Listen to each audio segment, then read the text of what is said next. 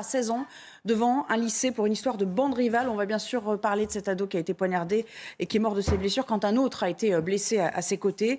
Les rixes, ce phénomène qui n'a jamais cessé à vrai dire et qui défie un peu l'entendement. Bonjour Denis Jacob, merci d'être en direct avec nous. Vous êtes le porte-parole d'Alternative Police. On va évidemment parler de ce phénomène, je ne sais pas si le mot est très bien choisi, en tout cas de ce genre de drame. C'est vrai qu'on s'est rendu compte ces derniers mois, ces dernières années même, que ça avait souvent lieu, en tout cas de plus en plus, devant ou aux abords d'établissements. Que peut-on faire pour protéger ces adolescents qui se retrouvent de plus en plus victimes collatérales? Comment on organise la surveillance devant ces établissements en France? Bonjour, écoutez, c'est effectivement un problème très, très complexe que la sécurisation aux abords des établissements scolaires. Alors, on a essayé de mettre en place des partenariats avec l'éducation nationale. Il y a eu un débat à l'époque avec la présence ou pas d'un policier référent en civil dans les établissements scolaires. Je pense qu'il y a un travail à approfondir entre l'éducation nationale et ministère de l'Intérieur pour savoir comment on peut être présent au quotidien sans obérer bien évidemment le fonctionnement des services de police, puisque la surveillance de l'établissement scolaire, c'est forcément une mission qui s'ajoute aux autres que peuvent avoir à faire les policiers. Donc on fait de toute façon déjà des patrouilles quand il y a des incidents réguliers signalés, des patrouilles aux abords des établissements scolaires, que ce soit des lycées ou des collèges, dans les horaires d'entrée ou de sortie des élèves. Après, il n'y a pas de dispositif miracle, malheureusement. Ce qui peut se produire de manière effectivement récurrente en termes de règlement de compte, de bande rivale devant les établissements scolaires, peut malheureusement se produire partout ailleurs dans une commune et que c'est très très compliqué à pouvoir être présent en temps réel sur ce genre d'événements dramatiques. J'aimerais qu'on parle au sens large de ces rixes, parce que là, on ne va pas parler de cette enquête qui est en cours. J'imagine que ce n'est pas forcément votre périmètre non plus.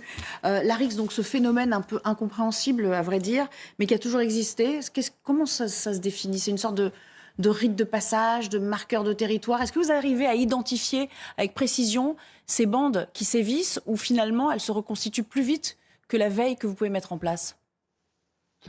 Alors, c'est compliqué de dire que ce sont des bandes qui sont constituées, on sait que c'est une rivalité de territoire. Très souvent, malheureusement, ce genre d'affaires, de bandes, entre guillemets, parce qu'on n'est pas dans des bandes de trafic de stupéfiants, on est dans des bandes de jeunes qui rivalisent l'une contre l'autre, et on a des affaires par le passé où on a eu des règlements de compte, par exemple, pour un jeune qui s'est séparé d'une jeune fille de la bande adverse, et que parce que ça s'est mal passé, eh bien la bande vient venger la fille ou le garçon qui aurait été malmené. Donc souvent, malheureusement, ce genre de drame est consécutif à des futilités, et c'est vrai que c'est compliqué. C'est des affaires de camp qui se constituent en bande pour être plus forts. Pour autant, je ne pense pas qu'on peut parler sur ce type d'affaires de bande organisée. Distance, Denis Jacob, qui vous a bien sûr écouté avec attention, aimerait réagir peut-être au travail de la police qui a été un peu mis en cause? C'est bon, je vais réagir par rapport à ce que je viens d'entendre. Alors, je rappelle que juridiquement, des interpellations préventives, ça n'existe pas. Nous n'avons pas le droit d'interpeller s'il n'y a pas un délit, une infraction ou un crime qui a été commis, bien évidemment.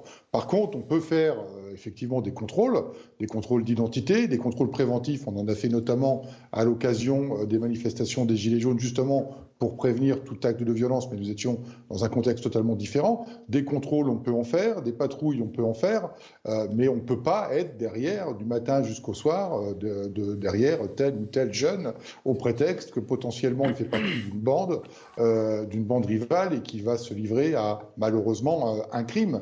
Alors on fait de notre mieux, et je pense que les personnes sur votre plateau, notamment des personnalités politiques, savent que le travail de police n'est pas évident, que nous avons pléthore de missions à accomplir et qu'on peut toujours vouloir mieux faire.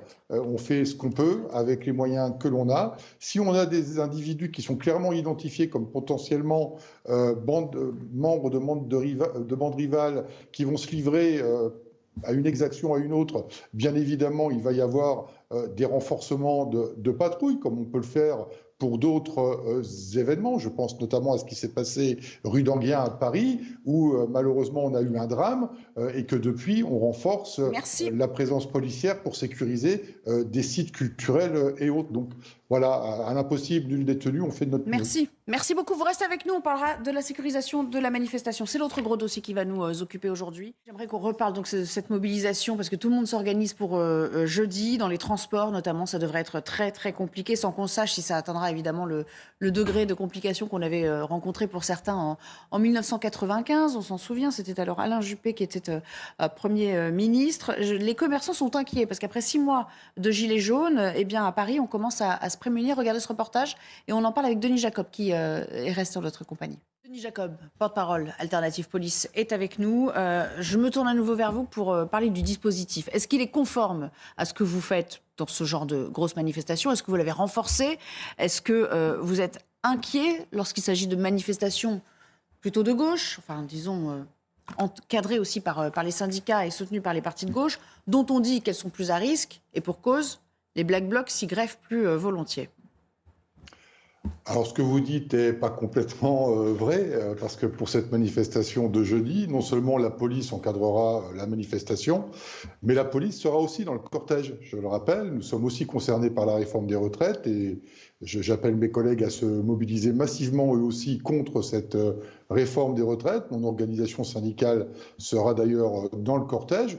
C'est une manifestation qui est toujours très bien organisée. Alors, bien évidemment, la préfecture de police prévoit le nombre de policiers nécessaires par rapport à l'estimation de manifestants qui seront présents. Donc, ce sera un dispositif classique et habituel par rapport à une manifestation organisée par les syndicats. Bien évidemment, on ne néglige pas la possibilité d'avoir des Black Blocs qui s'agrègent au cortège, et très souvent en tête de cortège d'ailleurs. Là aussi, le dispositif habituel sera prévu. Et en plus, comme à notre habitude en tant que syndicaliste responsable, nous avons prévu un service d'ordre propre aux organisations syndicales qui complétera le service d'ordre de sécurité de police nationale ou gendarmerie nationale qui sera en périphérie du cortège.